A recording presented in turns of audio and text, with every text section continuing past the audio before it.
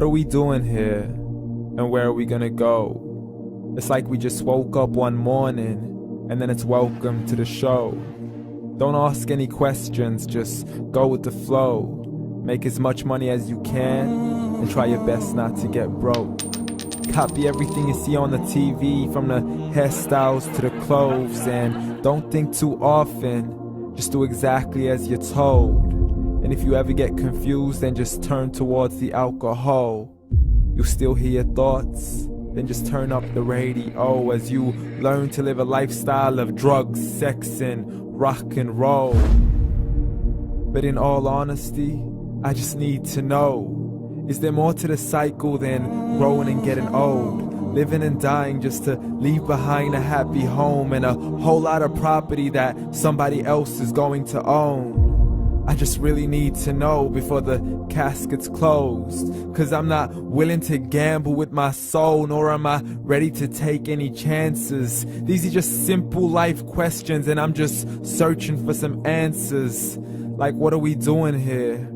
And what is our purpose? How did we get here, and who made us so perfect? And what happens once we go, or is this world all really worth it? Questions we don't answer because apparently we don't really have to. There's no purpose to this life and our existence is merely natural. Then in that case, please let me ask you, did you create yourself, or was it somebody else who had fashioned you? 'Cause you're a being that's impeccable, faultless and unparalleled.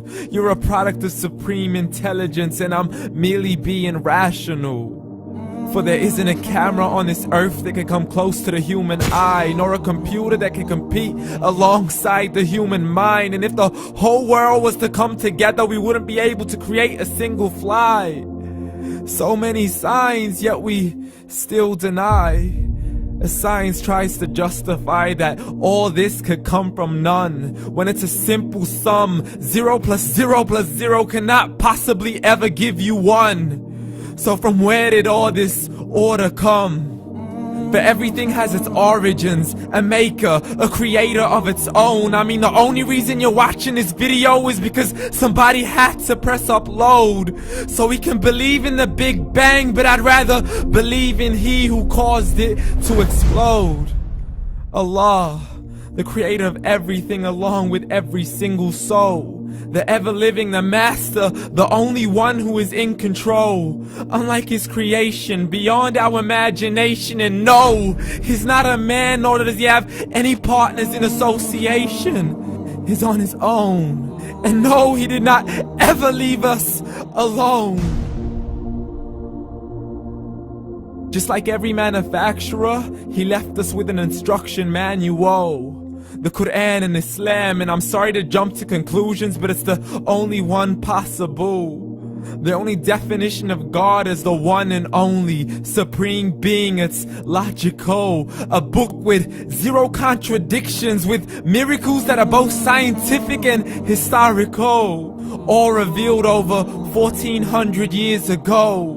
Like the detailed description of the human embryo. The descriptions of the human embryo in the Quran cannot be based on scientific knowledge in the 7th century. To the mountains as pegs holding firm the earth below, and the 2 seas that don't mix in a complete separate flow. To the planets in orbit, alternating night and day as they stay in flow. The expansion of the universe and the creation of everything from H2O.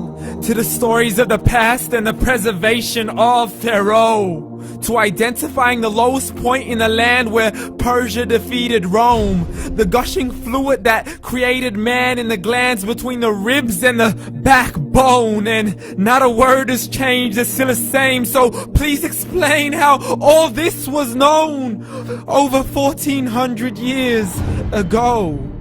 To a man who couldn't read or write as he would recite whatever the angels spoke. And if you still don't believe, please try to come up with something that's even close.